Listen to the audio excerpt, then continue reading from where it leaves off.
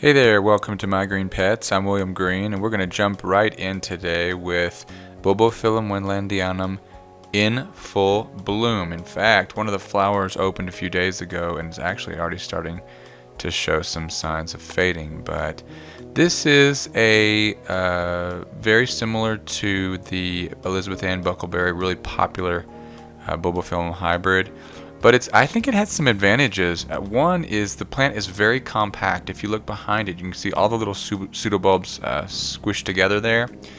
The flowers actually come out before the new growth has even completed. They push out of the emerging pseudobulb.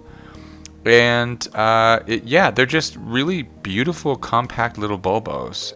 I got this plant from another grower in October, and he got it from Windy Hill Gardens near St. Louis, Missouri, which is where a lot of my plants actually come from. So if you search for Windy Hill Gardens online, you will find the nursery where you can buy this plant. As we zoom into this new pseudobulb, you can see another spike pushing out, which this is the only bulbophyllum I have that does that. Now this is a path. This is a slipper orchid. This is tonsum. And I acquired this plant at the same time as the bulbophyllum, and looking forward to seeing it bloom. This is another path. This is callosum, and it is gonna. I had a callosum last year bloom, and it was very pretty. And this is a sibling of that plant that I had last year. You can see some nice red color on the stem there, so hopefully that'll be a really pretty one.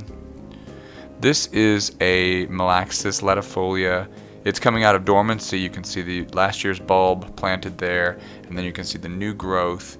And I'm zooming in here to try to give you a look at basically what it looks like pushing out of the old growth, as well as maybe you can see some roots down there at the very, very bottom pushing out. But in a couple months, this will have a very nice foxtail type purplish bloom pushing out the top. Can't wait to show you that. And this is my largest Cattleya seedling right now, and it's blown me away how big it has gotten since living here in the greenhouse. It's actually got 2 new growths pushing out as it finishes its most recent pseudobulb, and you can see new roots starting to push out as well.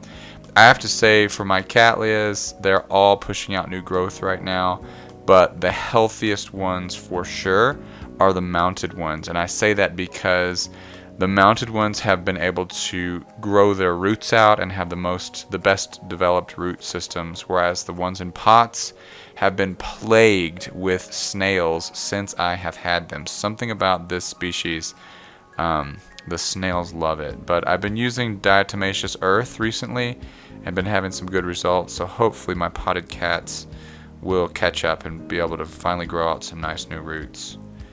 Let's check out the catasetums. I've got 4 different catasetum family hybrids, and they're all looking pretty good, pushing out new growth, lots of new roots pushing out. Last week, I saw a new video on catasetum culture. Comprehensive. It's 24 minutes long, but it is worth every second.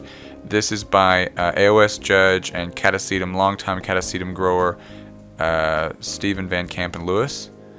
And I'm going to link to his video now. If you have any questions about catasetum culture, especially how to grow them in these emerging stages when they're coming out of dormancy, please check it out. It's a great video, and Steve he does some funny stuff in the video as well. Got a good sense of humor there. So if you want some expert advice, definitely want to check that out. What I'm showing you now are just some images of the emerging roots, the roots that are coming out of the new growth, and I am keeping those dry until they are well developed and long. Well guys, I know this has been a quick episode, but there's a lot of growth happening right now. I'm really excited to see what is going to emerge this growing season, this summer, as things really start to take off. We're going to have our eyes on those Cattleyas. Hopefully we're going to get a bloom this year. I cannot wait. Been waiting for 5 years for one of those to finally bloom. So until next time, guys, I'm William Green here at Fantasy Orchids in Louisville, Colorado. Thanks for stopping by, and we will see you next week. Bye.